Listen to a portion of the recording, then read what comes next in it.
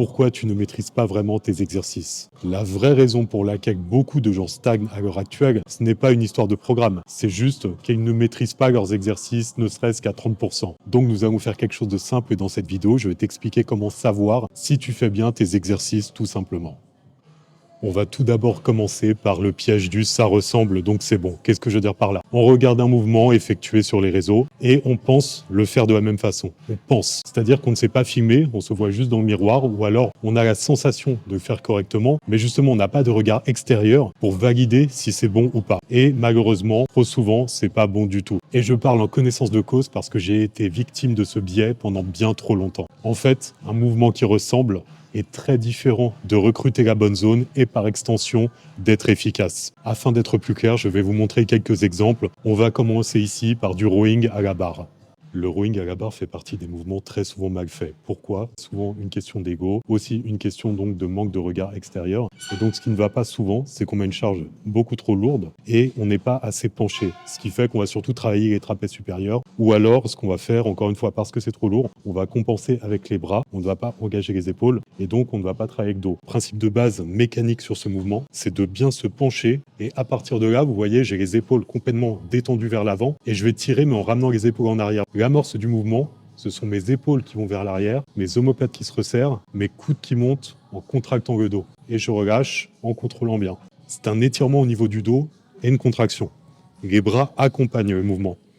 Et en fait, la problématique sur cet exercice, c'est que bien souvent, encore une fois avec ces histoires d'ego, on se retrouve, j'exagère pas, comme ça, à faire du shrug au niveau des trapèzes et à tout faire avec les bras. Voilà, c'est ça qu'on voit très souvent dans les salles. Et la problématique, encore et toujours, c'est que on va s'inspirer des réseaux, on va s'inspirer des grands champions. Je pourrais faire une vidéo complète sur ce sujet, tellement il y a de choses à dire. Mais si ce sont de gros champions, c'est qu'il y a une grosse génétique. Donc ces gens-là peuvent faire n'importe quoi, de toute façon, ils prennent. Il n'y a rien de pire comme référentiel que de prendre l'élite mondiale. Je sais que ça à contre-courant peut-être de ce que vous pensez et des pensées dominantes, mais c'est factuel. Autre exercice très souvent mal fait, les élévations latérales. Donc là, c'est pareil, je ne rentre pas dans le détail, c'est juste pour illustrer le propos. Souvent, ce que l'on fait, on va prendre trop lourd ou on va manquer de maîtrise technique et on va tirer avec les trapèzes. C'est-à-dire que on va monter en montant les épaules comme ça.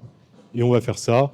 Alors évidemment, si je veux vraiment être cohérent avec ce qu'on voit en salle, on va pousser avec les jambes, tirer avec le dos et tirer avec les trapèzes. Donc là, on va surtout activer les trapèzes supérieurs. En secondaire, le deltoïde latéral, mais on va très mal isoler le muscle. Rien qu'avec ces deux exercices, vous comprenez pourquoi beaucoup de personnes ont les trapèzes supérieurs très développés et vont manquer d'épaules. Parce que sur le rowing, vu qu'ils sont beaucoup trop droits, ils vont travailler les trapèzes supérieurs. Et là, sur les élévations latérales, encore trapèzes supérieurs. Donc, ces exemples servent à illustrer le fait que souvent on pense faire un exercice pour travailler une zone précise, sauf que on travaille d'autres muscles. C'est pour ça que j'aime revenir sur le fait qu'on manque beaucoup de nuances à l'heure actuelle, c'est-à-dire que beaucoup de personnes vont vous dire que la sensation ne sert à rien, tout dépend des profils. Effectivement, les gens favorisés génétiquement peuvent faire n'importe quoi de toute façon, ils vont prendre de partout de manière homogène, mais quand vous voyez que votre physique stagne ou n'évolue pas dans la direction que vous souhaitez, il est peut-être temps de commencer à mettre un peu de conscience dans ce que vous faites, et si par exemple lors de vos élévations latérales, vous ne ressentez que vos trapèzes, il y a un problème. Et là, la sensation a son importance. Là, ce serait intéressant de commencer à être vigilant sur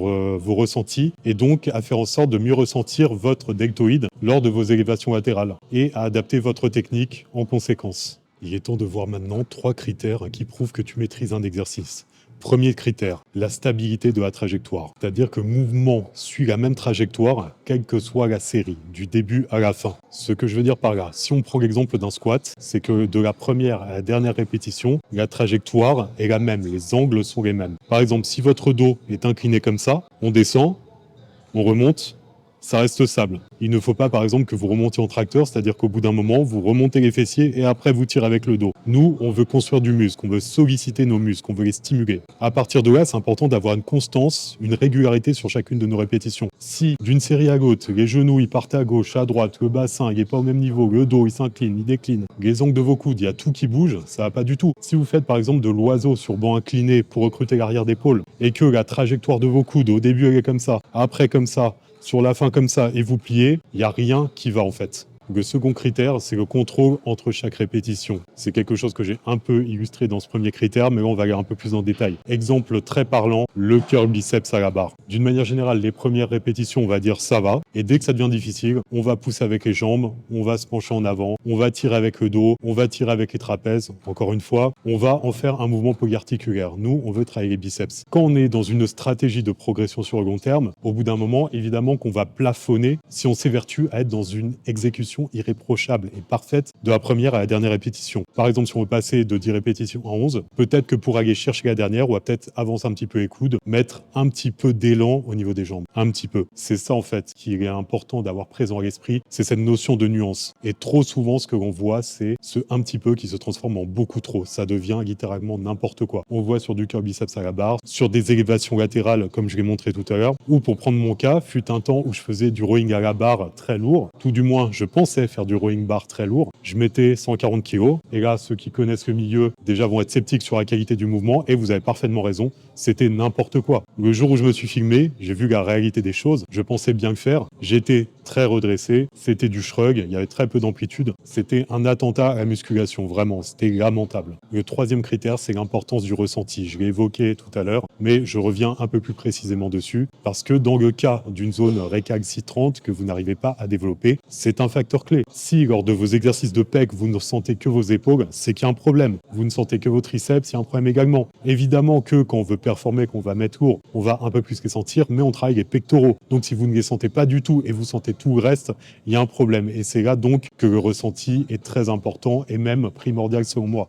Maintenant que le constat est fait, comment acquérir la maîtrise? Comment améliorer sa technique? Nous allons voir 3 étapes pratiques. Tout d'abord, fixer des repères externes. Qu'est-ce que je veux dire par là? Prenons l'exemple de base, le développé couché. Trop souvent, je vois des gens littéralement se jeter sous le banc, prendre la barre n'importe comment et envoyer sans réfléchir. C'est important de mettre des petits protocoles en place lorsque vous vous installez sur une machine. Pour le développé couché, vous allez vous allonger, vous allez mettre vos mains à la même distance par rapport au marquage. En fonction de la position où vous êtes le plus à l'aise, vous mettez vos mains au même niveau de chaque côté pour pas être déséquilibré, que ce soit sur les barres, les machines, sur tout ce que vous faites, placement des mains, la base. Ensuite, vous allez ancrer vos pieds. Trop souvent, j'en vois faire des claquettes pendant leurs exercices. D'ailleurs, pour exemple, du développé couché, c'est très important pour le transfert de force. Donc, il ne faut pas que vous vous retrouviez avec un pied à gauche, un pied à droite, un vers l'avant, vers extérieur, vers intérieur.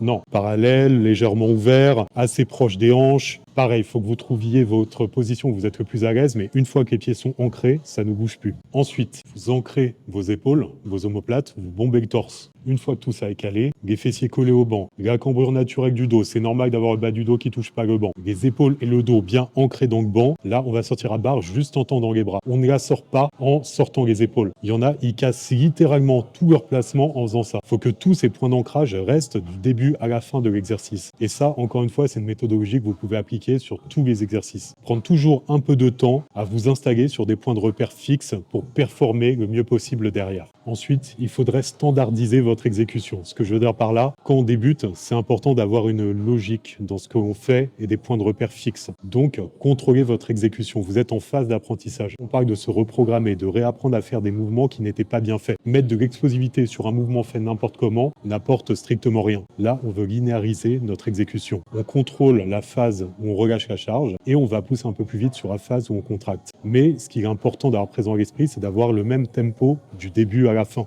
Et ça, encore une fois, quand on débute, on est trop pressé, on est tous passés par là, moi le premier, on veut aller vite, on veut mettre de la charge, donc on subit les choses, on subit la charge. En restant sur le coucher, on sort la barre avec les épaules, on la laisse tomber sur nous, on la remonte un peu plus à gauche qu'à droite, c'est pas au même niveau, la barre est de travers, il n'y a rien qui va. Là, vu qu'on veut apprendre, on la sort donc juste en tendant les bras, on contrôle bien la descente en bombant le torse, on la ramène vers le bas de la poitrine et on la pousse en pensant au pec. On descend doucement, pas exagérément non plus, on va pas partir non plus dans les coques du temps sous tension extrême. On la descend peut-être en 2 secondes, mais vous n'allez pas compter parce que ça va vous rajouter encore une fois une charge mentale. On est déjà pas mal au niveau de tous les paramètres sur lesquels on doit se concentrer, mais donc vous contrôlez la descente et vous poussez un peu plus vite. Vous voyez un tempo qui vous paraît naturel, mais où vous pouvez vous concentrer sur le muscle que vous voulez travailler. Dernière étape, on augmente la charge, mais de manière réaliste. Une fois donc que tous ces paramètres sont sont pris en compte, que vous maîtrisez vraiment le mouvement, que vous êtes à l'aise, que vous ressentez la zone que vous voulez travailler, là, vous pouvez augmenter la charge. La surcharge progressive est fondamentale, certes, mais il faut que les paramètres d'exécution soient les bons. Sinon, encore une fois, vous allez surcharger pas forcément les bons muscles, voire les tendons, les articulations, tout ce qui ne va pas au final.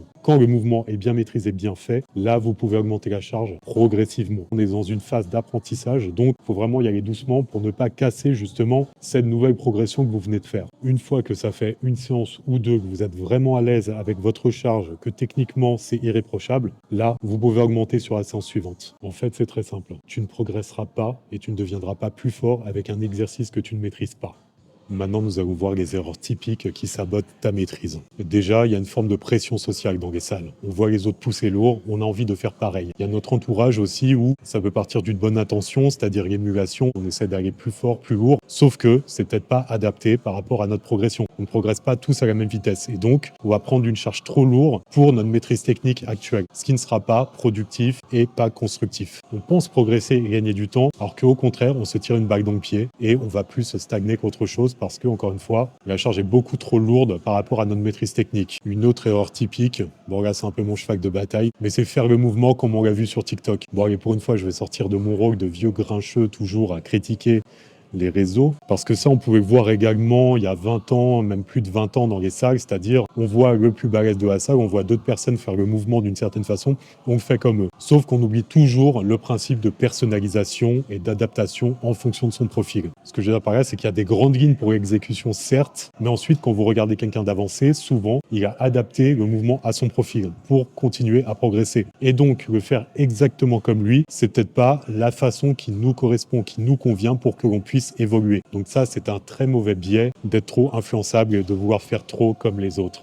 Une autre erreur, c'est de chercher à se cramer, mais pas le recrutement. Et ça, pareil, la nuance est importante. Mais donc, ce que j'entends par là, c'est parfois, on est dans un état d'esprit où on veut vraiment se donner. Et c'est important, effectivement. Faut se rentrer dedans pour avoir des résultats. Mais encore une fois, il y a une question de mesure par rapport à tout ça. Et donc, il nous arrive de nous entraîner en visant une haute intensité. On veut vraiment envoyer fort, on veut envoyer lourd, mais on commence à le faire au détriment du recrutement musculaire, de la technique. Se dépasser et de mettre de l'intensité sur un mouvement bien fait, là, c'est productif. Par contre, si rien ne va techniquement, là, ça ne sera pas productif du tout. Donc oui, s'entraîner avec intensité, mais en se focalisant sur les muscles qu'on veut vraiment travailler. Une autre erreur serait de faire trop de variantes. Ce que je veux dire par là, c'est de ne pas rester sur des exercices fixes. Dans ce milieu, il y a toujours les mêmes mythes depuis 50 ans, vraiment dans la musculation. C'est par exemple choquer le muscle et donc changer régulièrement de programme, voire changer régulièrement d'exercice. Et c'est un non-sens absolu parce que en faisant cela, vous cassez tout ce travail d'amélioration technique, d'adaptation nerveuse du corps et vous reprenez un cycle de progression. Donc oui, au niveau sensation sur le moment, vous avez l'impression de faire quelque chose de productif, mais au niveau résultat sur le long terme, au contraire, vous vous tirez une balle dans le pied. Donc la notion de répétition est primordiale pour l'apprentissage, comme dans tous les domaines. Si vous voulez performer, maîtriser un mouvement, conservez-le semaine après semaine, mois après mois, voire année après année s'il vous correspond, si vous continuez à progresser dessus, et linéarisez votre exécution dessus. Ne faites pas 40 variantes non plus parce que vous avez vu un TikToker qui vous a dit que pour faire cet exercice, en inclinant le coude comme ça, ses triceps ont doublé. Ça, faut vraiment se sortir la tête de toute cette débilité ambiante véhiculée par les réseaux parce que c'est juste plus possible et ça vous attire plus vers le bas qu'autre chose. Maintenant que l'on a vu les erreurs typiques, comment savoir si tu t'améliores, si tu es dans la bonne direction, si tu fais bien les choses? Tout d'abord, tu sens la bonne zone dès les premières reps. On revient sur développé couché, mais si dès le début, tu sens que ce sont tes pecs qui se contractent, tout va bien, tu es dans la bonne direction. Pareil pour tous les exercices. Si par exemple, tu fais du squat pour te focaliser sur tes quadriceps, mais que dès ta première rep, tu sens tes hanches, tes fessiers, faut peut-être régler l'amplitude. L'adaptation, c'est primordial pour votre progression. Ensuite, deuxième point, si ta technique est la même que la semaine précédente et que les ressentis sont les mêmes, tout va bien, tu es dans la bonne direction. La standardisation est un signe de progression. Troisième point, tu arrives à aller beaucoup plus loin dans l'effort en gardant cette technique, tout va bien. C'est ça souvent que j'évoque quand la charge n'est pas adaptée. Si dès les premières reps, par exemple sur des élévations latérales, on est en train de pousser avec les jambes, de tirer avec le dos et tirer avec les trapèzes, il n'y a rien qui va. Par contre, si on tape 12 reps, impeccable techniquement, et que pour monter à 12, on commence légèrement à dégrader, bah là, tout va bien aussi. La charge est adaptée, c'est juste qu'on va légèrement dégrader sur la fin du mouvement pour essayer de chercher plus de progression pour aller dans le sens de notre surcharge progressive. Quatrième point, tu augmentes ta charge, mais tu sens toujours les bons muscles. Là, tu es au top. C'est ça le gros problème sur lequel je reviens systématiquement, mais c'est que si on augmente des paliers de charge trop importants, d'autres muscles vont prendre l'ascendant, vont prendre le relais si cette maîtrise technique n'est pas suffisante. Par contre, tu es arrivé, on va dire, à un bout de cycle sur ta surcharge progressive, par exemple un 3x12, tu augmentes ta charge de 2,5 voire de 5 kg si tu sens que tu as un peu de marge, tu redescends à 8 répétitions, et si dès ta première répétition tu sens toujours les pecs, c'est impeccable. Par contre, si tu augmentes ta charge et que là tu reviens sur tes anciens travers, c'est que ça ne va pas. Et là, que faire?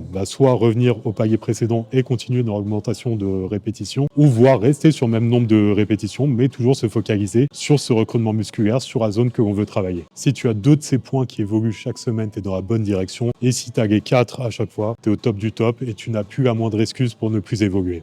Pour conclure cette vidéo, la clé de ta progression, c'est la maîtrise technique. C'est regrettable parce que j'ai l'impression que c'est la seule discipline où on n'en a rien à faire de la maîtrise technique. C'est-à-dire que dans les autres sports, on travaille la technique. Dans d'autres domaines de vie, par exemple la musique, on va travailler la technique pour créer de la musique. La muscu, on pense qu'il suffit de se mettre sous une barre, de pousser sans réfléchir, sans conscience, et ça va venir. Ça concerne une élite génétique, mais ça, ce sont des anecdotes. Et pour nous, le commun des mortels, on a besoin de ce travail technique, de maîtriser les bases de notre sport. Et paradoxalement, c'est ce qui est le plus négligé à l'heure actuelle. On cherche des solutions miracles systématiquement, un exercice magique pour doubler les pecs, j'en peux plus de ce genre de vidéos. La majorité des gens se jettent éperdument sur ce genre de contenu en pensant avoir encore une fois la solution miracle à leur cas, alors que jamais de la vie. On cherche la diète miracle, on cherche le complément alimentaire miracle, la répartition miracle, et on ne passe même pas de temps à apprendre notre sport, à apprendre les bases. Et l'autre point important, justement, pour revenir sur cet effet pervers des réseaux, c'est que le fait de voir des mouvements comme ça un peu farfelus, un peu qui changent de ce qu'on voit habituellement, dans notre tête, on se dit « Ah c'est ça la solution ». Et on perd tellement de temps à essayer des nouveaux mouvements en pensant que c'est ça la solution, alors que l'on en gagnerait tellement à juste performer sur des mouvements que l'on maîtrise déjà. Donc, en se focalisant sur ces exercices qui nous correspondent pendant des mois, en veillant à bien les exécuter, à performer dessus, là, on va sentir la différence. Par extension,